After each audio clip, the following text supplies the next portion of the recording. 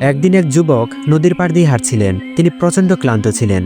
প্রচন্ড খিদে লেগেছে, কি করবেন কিছুই বুঝতে পারছিলেন না। তিনি ক্ষুধার তাড়নায় ছটফট করতে করতে নদীর সামনে এসে দাঁড়ালেন। কিছুক্ষণ পর তিনি লক্ষ্য করে দেখলেন নদীর ওপর দিয়ে ভেসে আসছে লাল একটি আপেল। যুবকের এতটাই খিদে লেগেছিল যে তিনি কোনো চিন্তা ভাবনা না করেই সেই ফলটিকে নিজের কাছে নিয়ে আসলেন। হাতে সেই আপেলটিকে নিয়ে খাওয়া আরম্ভ করলেন। আপেলটিতে কামড় দেওয়ার সাথে সাথে তার অন্তর জুড়িয়ে গেল। কিন্তু যখন তার ক্ষুধা মিটল তখন তিনি গভীর চিন্তায় পড়ে গেলেন। তিনি বলতে লাগলেন, হায় আল্লাহ, ক্ষুধার তাড়নায় আমি তো এই আপেলটিকে খেয়ে ফেলেছি, কিন্তু এই আপেলের প্রকৃত মালিক তো আমি নই। না জানি এই আপেলটির প্রকৃত মালিক কে। আমি না বলে অন্যের হক নষ্ট করেছি, আর আমি জানি তুমি তাদেরকে ক্ষমা করো না যারা দুনিয়াতে অন্যের হক নষ্ট করে। যুবক গভীর চিন্তায় পড়ে গেলেন।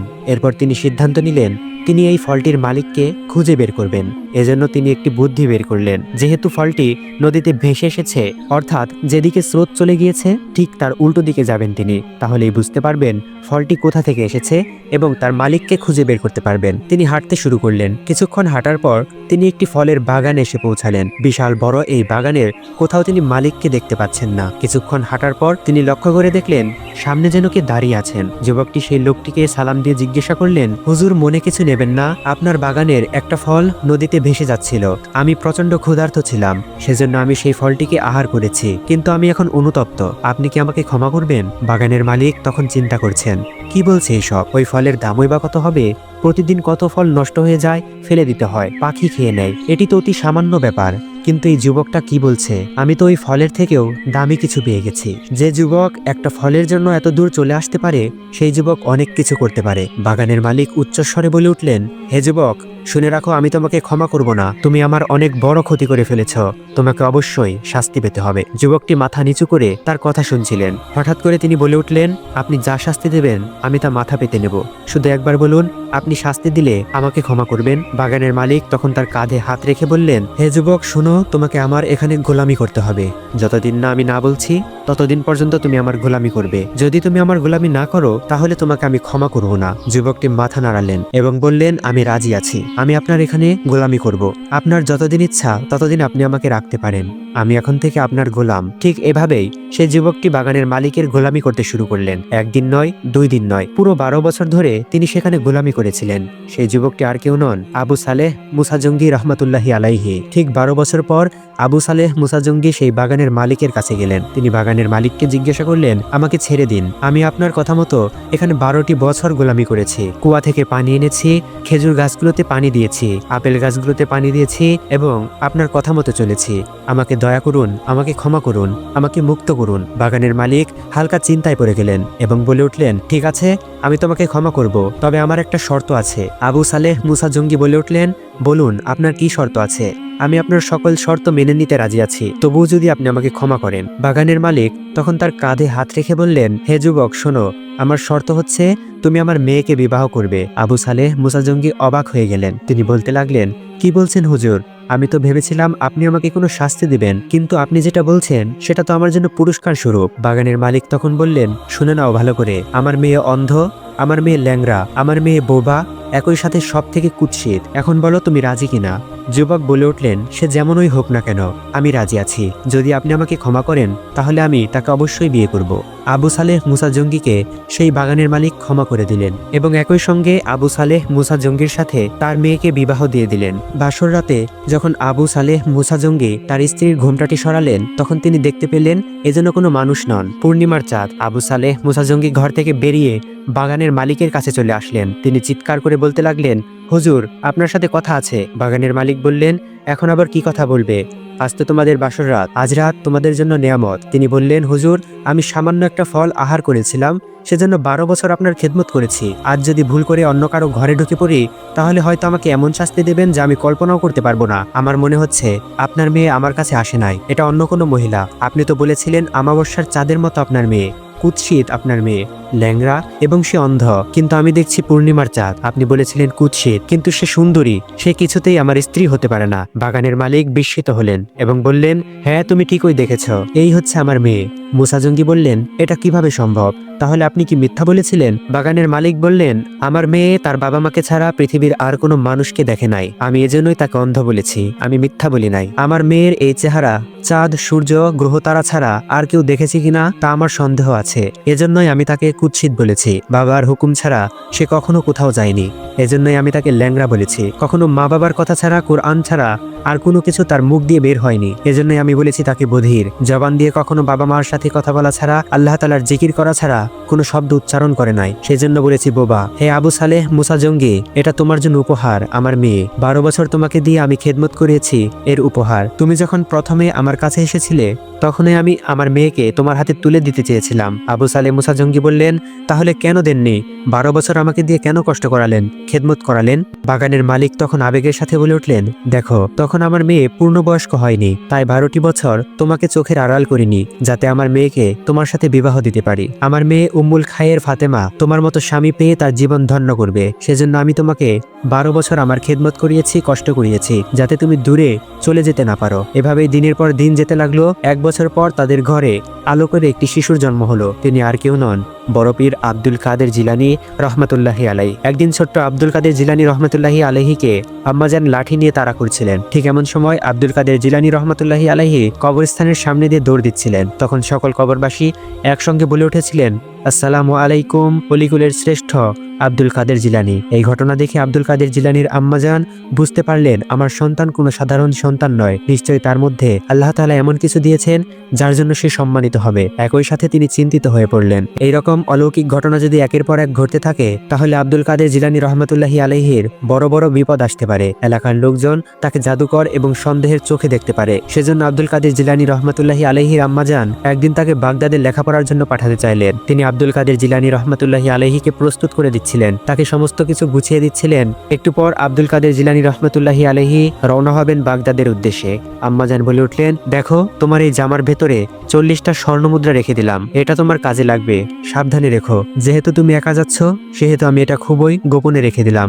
আব্দুল কাদের জিলানী বললেন, হে আম্মাজান, আপনি চিন্তা করবেন না, আমি সাবধানে রাখবো, আল্লাহ তাআলা তো আমার সাথে আছেন। এরপর আব্দুল কাদের জিলানী রহমাতুল্লাহি আলাইহি বের হলেন বাগদাদের উদ্দেশ্যে। মূলত আব্দুল কাদের জিলানীর প্রচন্ড পরিমাণের জ্ঞান পিপাসু ছিলেন। আব্দুল কাদের জিলানী রহমাতুল্লাহি আলাইহি অনেক যাত্রীদের সঙ্গে বসে যাচ্ছিলেন। ঠিক তখনই একদল ডাকাত তাদের পথ আটকে দেয় এবং তাদের সাথে যা কিছু আছে বের করতে বলে। ডাকাতেরা সবাইকে গাড়ি থেকে নামিয়ে যার কাছে যা কিছু ছিল সকল কিছু ডাকাতি করতে আরম্ভ করলো। কিছুক্ষণ তালাশি করার পর আব্দুল কাদের জিলানীর কাছে তারা কিছুই পেল না। একজন ডাকাত বলে উঠল, হে সুশ্রী চেহারার যুবক, তোর কাছে কি কিছুই নেই? আব্দুল কাদের জিলানী রহমাতুল্লাহি আলাইহি নিশ্চিন্ত উত্তর দিলেন, আমার কাছে যা আছে তা তোমাদের সবার কাছেও নেই। ডাকাত অবাক হয়ে জিজ্ঞাসা করলো, বল তোর কাছে কি আছে? আব্দুল কাদের জিলানী রহমাতুল্লাহি আলাইহি নিশ্চিন্তে বললেন, আমার কাছে 40টা স্বর্ণমোহর আছে। ডাকাত অবাক হয়ে গেল। সে আবার তালাশ করতে আরম্ভ করলো, কিন্তু কোথাও 40 মোহর দূরের কথা একটিও খুঁজে পেল না। ভয় পেয়ে সর্দারকে ডাক দিল। সর্দারকে সেই ডাকাত সকল কিছু খুলে বলল। ডাকাত সর্দার আব্দুল কাদের জিলানীকে প্রশ্ন করলেন, হে যুবক, তোমার কাছে কি কিছু আছে? আব্দুল কাদের জিলানী রহমাতুল্লাহি আলাইহি ভয় না পেয়ে বললেন, অবশ্যই আছে, আমাকে একটি ধারালো ছুরি দেন, আমি বের করে দিচ্ছি। আব্দুল কাদের জিলানী রহমাতুল্লাহি আলাইহি ছুরিটি দিয়ে নিজের জামার মধ্যে ছিদ্র করে 40টি স্বর্ণমোহর বের করে আনলেন। ডাকাতের দলের প্রতিটি লোক অবাক হয়ে আব্দুল কাদের জিলানী রহমাতুল্লাহি আলাইহির দিকে তাকিয়ে আছে। একজন ডাকাত অবাক হয়ে বলে উঠল, হে যুবক, তুমি তো না দেখালেও পারতে, তুমি কেন দেখাচ্ছ? আব্দুল কাদের জিলানী বললেন, আমি তো মুসলমান, আমি তো ইসলাম ধর্মের অনুসারী, রাসূলুল্লাহ সাল্লাল্লাহু আলাইহি ওয়াসাল্লামের অনুসারী, আর আমি এটা জানি নবীজি সাল্লাল্লাহু আলাইহি ওয়াসাল্লামের উম্মত কখনো মিথ্যা বলতে পারে না। ডাকাত দলের প্রত্যেকেই চিৎকার করে কান্না আরম্ভ করলেন। তারা প্রত্যেকেই আব্দুল কাদের জিলানী রহমাতুল্লাহি আলাইহির হাতটি ধরে বলে উঠলেন, হে বালক, আমাদেরকে তুমি বায়াত দাও, আমাদেরকে তুমি বায়াত দাও, আমরা তোমার হাতে বায়াতে রাসূল গ্রহণ করতে চাই, নিশ্চয়ই তুমি সাধারণ কেউ নও। কিছুদিন পর আব্দুল কাদের জিলানী রহমাতুল্লাহি আলাইহি শিক্ষা গ্রহণের জন্য এক মাদ্রাসায় পৌঁছালেন। মাদ্রাসার প্রধান হুজুর তাকে দেখে অবাক হলেন, কেননা তিনি তাকে এর আগে স্বপ্নে দেখেছেন। স্বপ্নে অদৃশ্য থেকে আওয়াজ এসেছিল যে আপনার কাছে এমন একটি বালক আসছে যিনি অলিকুলের সম্রাট। তিনি মিলিয়ে দেখলেন সেই বাচ্চাটিই হচ্ছে এই বাচ্চা। আব্দুল কাদের জিলানী রহমাতুল্লাহি আলাইহিকে তিনি প্রশ্ন করলেন, হে যুবক, বলো আউযু বিল্লাহি মিনাশ শাইতানির রাজিম। যুবক আব্দুল কাদের জিলানী বললেন, বিসমিল্লাহির রহমানির রহিম। এরপর তিনি 18 পারা কুরআন অনর্গল তেলাওয়াত করতে আরম্ভ করলেন। মাদ্রাসার প্রধান হুজুর অবাক হয়ে গেলেন। তিনি মনে মনে ভাবছিলেন, নিশ্চয় এই ছেলে সাধারণ কেউ নয়। এদিকে মাদ্রাসা ছুটি হয়ে গেছে, সকল শিক্ষার্থীর জন্য 40 দিনের ছুটি বরাদ্দ হয়েছে, কিন্তু আব্দুল কাদের জিলানী তখনও সেই মাদ্রাসায় পড়ালেখা করবেন। ঠিক এমন সময় একজন বৃদ্ধ লোক মাদ্রাসায় হুজুরের কাছে একটি আরজি নিয়ে আসলেন। তিনি বললেন, হুজুর, আমার কোনো সন্তান নেই, আমি নিঃসন্তান। আমার স্ত্রী এবং আমি একটা ঘরে থাকি। আমরা খুবই বৃদ্ধ হয়ে গেছি, দেখাশোনা করার মতন কেউ নেই। খুবই উপকৃত হতাম যদি একজন ছাত্রকে আমাদের কাছে দিতেন। কয়েকটি দিন সে আমাদের সাথে থাকতো এবং আমাদের সেবা করত, আমাদের খেদমত করত। হুজুর আব্দুল কাদের জিলানী রহমতুল্লাহি আলাইহি সম্পর্কে সমস্ত বিষয়াদি জানতেন, তাই তিনি বেছে নিলেন আব্দুল কাদের জিলানী রহমতুল্লাহি আলাইহিকে সেই বৃদ্ধের খেদমতের জন্য পাঠাবেন। কেননা আব্দুল কাদের জিলানী রহমতুল্লাহি আলাইহি হুজুরকে বলেছিলেন যতদিন পর্যন্ত না তিনি পূর্ণ আলেম হচ্ছেন ততদিন তিনি বাড়িতে ফিরে যাবেন না। হুজুর আব্দুল কাদের জিলানী রহমতুল্লাহি আলাইহিকে সেই বৃদ্ধটির সামনে এগিয়ে দিলেন এবং বললেন, এই নিন, এই যুবকটিকে নিয়ে যান। আপনার বাসায় যদি কোনো কাজ থাকে সে করে দেবে এবং আপনার খেদমত করবে, কোনো সমস্যা নাই। ছোট্ট আব্দুল কাদের জিলানী রহমতুল্লাহি আলাইহি বললেন, হুজুর একটি সমস্যা আছে, আমি যেতে পারি, আমার 3টি শর্ত আছে। বৃদ্ধ লোকটি মনে মনে বললেন, এই ছেলেটি দেখতে হ্যাংলা পাতলা, এমনিতেই তাকে নিতে ইচ্ছা করছে না, এর ওপর আবার তার নাকি 3টি শর্ত আছে। আচ্ছা বলো, তোমার কি কি শর্ত? আব্দুল কাদের জিলানী রহমতুল্লাহি আলাইহি বলতে আরম্ভ করলেন, আমার প্রথম শর্তটি হচ্ছে আপনার যে কাজকর্ম আছে আমি তা করে দেব, কিন্তু এরপর আমাকে বিরক্ত করা চলবে না। আমার দ্বিতীয় শর্তটি হচ্ছে আমার রান্না অর্থাৎ আমি যা খাবার খাবো সেগুলো অজু অবস্থায় রান্নাবান্না করতে হবে এবং আমি যে কাপড় চোপড় পরবো সেগুলো অজু অবস্থায় ধুয়ে দিতে হবে। অতঃপর বৃদ্ধ লোকটি বললেন, ঠিক আছে। তারপর আব্দুল কাদের জিলানী রহমতুল্লাহি আলাইহি বললেন, আমার তৃতীয় শর্তটি হচ্ছে আমি যখন দরজা বন্ধ করে দেব তখন আমার দরজাটি ধাক্কা দেওয়া চলবে না আর আমাকে বিরক্ত করা চলবে না। বৃদ্ধ লোকটি হুজুরের দিকে তাকিয়ে বলতে লাগলেন, হুজুর কাকে দিচ্ছেন আপনি? এই যুবক আমাকে মুসিবতে ফেলে দেবে, আমার উপকারের থেকে অপকারই বেশি হবে। কোথায় সে আমাকে সেবা করবে, কিন্তু আমি তো দেখতে পাচ্ছি তাকেই সেবা করতে হবে। কিন্তু হুজুরের কথা ফেলতে না পেরে সেই বৃদ্ধ লোকটি আব্দুল কাদের জিলানী রহমতুল্লাহি আলাইহিকে নিয়ে গেলেন। বৃদ্ধ লোকটির যাবতীয় কাজকর্ম আব্দুল কাদের জিলানী রহমতুল্লাহি আলাইহি আরম্ভ করলেন। 5 ঘন্টার কাজ তিনি 1 ঘন্টায় করে শেষ করতেন এবং কাজ শেষ হলে তিনি নামাজ আদায় করতেন। খুবই ছটপটে ছিলেন তিনি। যখন খাবার খেতে বৃদ্ধ লোকটি ডাক দিতেন, আব্দুল কাদের জিলানী বললেন, আমার খাবারটা কি অজু অবস্থায় রান্না হয়েছে? বৃদ্ধা বললেন, হ্যাঁ, তোমার খাবার অজু অবস্থায় রান্না করা হয়েছে এবং তোমার কাপড় অজু অবস্থায় ধোয়া হয়েছে। বৃদ্ধা মহিলা বৃদ্ধের দিকে তাকিয়ে বললেন, কাকে ধরে এনেছেন আপনি? আমাদের খেদমত করার থেকে তাকেই খেদমত করতে হচ্ছে আমাদের, কি মুসিবত! আল্লাহ আল্লাহ। বৃদ্ধ আস্তে করে বললেন, কথা বলো না, হুজুর বড় আশা করে তাকে আমাদের কাছে দিয়েছেন, আমি কি করে তাকে ফেরত দেব? একদিন হুজুর আব্দুল কাদের জিলানী রহমতুল্লাহি আলাইহি ঘরে দরজা দিয়ে বসে আছেন। 1 দিন 2 দিন নয়, টানা 3 দিন ধরে তিনি সেই দরজা খুলছেন না। বুড়ি মহিলাটি বুড়া লোকটিকে ডাক দিয়ে বলছে, শুনুন, তাড়াতাড়ি দেখে আসুন, সেই ছেলেটি বোধহয় মারা গেছে, আপনি এক্ষুনি তার দরজার সামনে যান।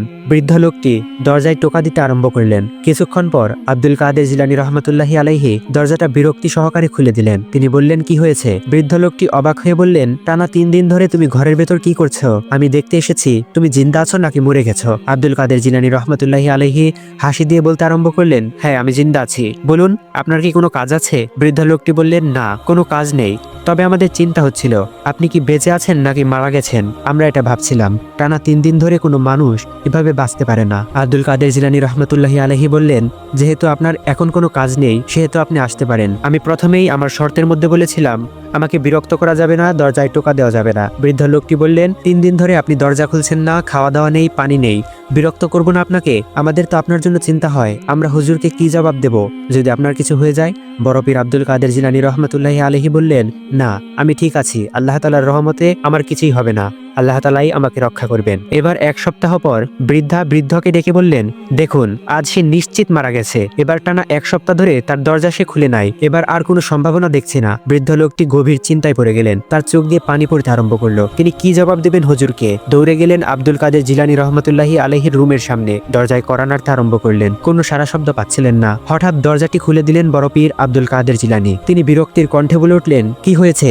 বৃদ্ধা লোকটি বলছেন, কি হয়েছে মানে? মাথা খারাপ নাকি? আপনি 1 সপ্তাহ ধরে এই দরজাটি বন্ধ করে রেখেছেন, এগুলো কোনো কথা? আপনি দরজা বন্ধ করলে খুলেন না, 1 সপ্তাহ আপনার কোনো খবর নাই। বড় পীর আব্দুল কাদের জিলানী রহমতুল্লাহি আলাইহি কোনো কথা না বলে বৃদ্ধাকে টেনে নিয়ে মাঠের মাঝখানে নিয়ে গেলেন। তখন আকাশে পূর্ণিমার চাঁদ, গভীর অন্ধকার। আব্দুল কাদের জিলানী রহমতুল্লাহি আলাইহি বৃদ্ধ লোকটিকে নিজের গায়ে থাকা চাদরের মধ্যে ঢুকিয়ে দিলেন। এবার আব্দুল কাদের জিলানী রহমতুল্লাহি আলাইহি বললেন, হে বৃদ্ধ, বলুন আপনি কোথায় আছেন, কি দেখতে পাচ্ছেন? বৃদ্ধ লোকটি চোখ মেলে দেখলেন নবীজি পাক সাল্লাল্লাহু আলাইহি ওয়াসাল্লাম বসে আছেন। একটা মজলিসে রাসূলুল্লাহ বসে আছেন, চারপাশে অগণিত সাহাবারা বসে আছেন, সকলেই নুরানি মানুষ। ইমাম হাসান হুসাইন বসে আছেন, জুনায়েদ বাগদাদি বসে আছেন, বড় বড় ওলি আউলিয়ারা বসে আছেন। মাঝখানে রাসূল পাক সাল্লাল্লাহু আলাইহি ওয়াসাল্লাম বসা। বড় পীর আব্দুল কাদের জিলানী রহমাতুল্লাহি আলাইহি আবার বললেন, হে বৃদ্ধ, বলুন আপনি কি দেখতে পাচ্ছেন? বৃদ্ধ লোকটি বললেন, আমি সবাইকে দেখতে পাচ্ছি, নবীজিকে দেখতে পাচ্ছি, সাহাবীদের দেখতে পাচ্ছি। আব্দুল কাদের জিলানী বললেন, আমাকে দেখতে পাচ্ছেন না? বৃদ্ধ লোকটি বললেন, হ্যাঁ, আপনাকেও দেখতে পাচ্ছি, নবীজির পাশে আপনি বসে আছেন। আব্দুল কাদের জিলানী এবার বললেন, এদের মধ্যে আপনি কাউকে চেনেন নাকি? বৃদ্ধ লোকটি চারপাশে খুঁজে অবশেষে বলে উঠলেন, চারপাশে নুরানি চেহারার মাঝে আমি আমাকেও দেখতে পাচ্ছি। এবার বড় পীর আব্দুল কাদের জিলানী তখনই তার চাদর থেকে বৃদ্ধ লোকটির মাথা সরিয়ে নিলেন এবং বললেন, হে বৃদ্ধ, 40 দিন তো আপনি বাইরে আছেন, আপনার স্ত্রী একা রয়েছেন, তার সাথে সাক্ষাৎ করে আসেন। এতদিন বাইরে থাকাটা আপনার জন্য মঙ্গলজনক নয়, আপনার স্ত্রী দুশ্চিন্তা করছেন, আপনি তার কাছে যান। বৃদ্ধ লোকটি অবাক হয়ে আব্দুল কাদের জিলানী রহমাতুল্লাহি আলাইহির মুখের দিকে তাকিয়ে বলতে লাগলেন, এখন তো 5 মিনিটও হয়নি, আপনি বলছেন 40 দিন? বৃদ্ধ লোকটি আব্দুল কাদের জিলানী রহমতুল্লাহি আলাইহির কথা মতো বাড়িতে চলে গেলেন। বৃদ্ধটিকে দেখে অবাক হয়ে জিজ্ঞাসা করলেন, আপনি কোথায় গিয়েছিলেন? আপনাকে কত জায়গায় আমি খুঁজেছি, কোথাও পাইনি। 40 দিন পর আপনি আচমকা এখন কোথা থেকে আসলেন? বৃদ্ধ লোকটি অবাক হয়ে জিজ্ঞাসা করলেন, কি বলছো? এসবের মানে কি? 40 দিন মানে? বৃদ্ধা বললেন, আমার কি কোনো অপরাধ হয়েছে? আপনি আমাকে ছেড়ে চলে গিয়েছিলেন কেন? আমি ভীষণ চিন্তার মধ্যে ছিলাম। বৃদ্ধ লোকটি বললেন, কি বলছো তুমি? মাথা খারাপ হয়েছে নাকি?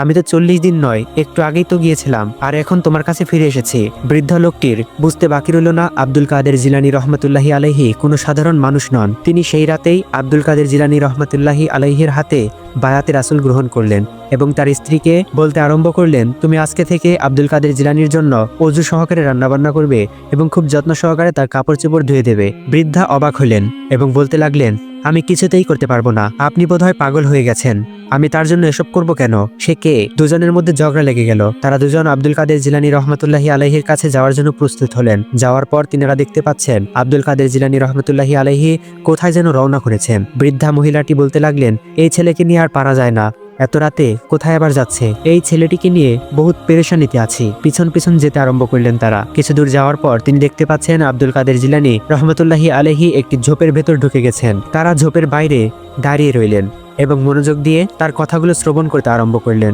আব্দুল কাদের জিলানী রহমতুল্লাহি আলাইহি কবরস্থানের সামনে এসেছেন। এক বৃদ্ধা মহিলা একটি লাশ নিয়ে কান্নাকাটি করছে। আব্দুল কাদের জিলানী রহমতুল্লাহি আলাইহি তিনার কাছে এসে বললেন, আম্মাজান, কান্না করছেন কেন? ওই বৃদ্ধ মহিলাটি বলে উঠল, আমার সন্তান নাই, স্বামী নাই, একটা মাত্র সন্তান ছিল, আজ সে ইন্তেকাল করেছে। আব্দুল কাদের জিলানী রহমতুল্লাহি আলাইহি বলে উঠলেন, আচ্ছা, তাকে আমি জিন্দা করে দেই, আপনি কিছু বলবেন না তো? ওই বৃদ্ধা মহিলাটি অবাক হয়ে গেলেন। তিনি বললেন, মশকরা করছেন আপনি?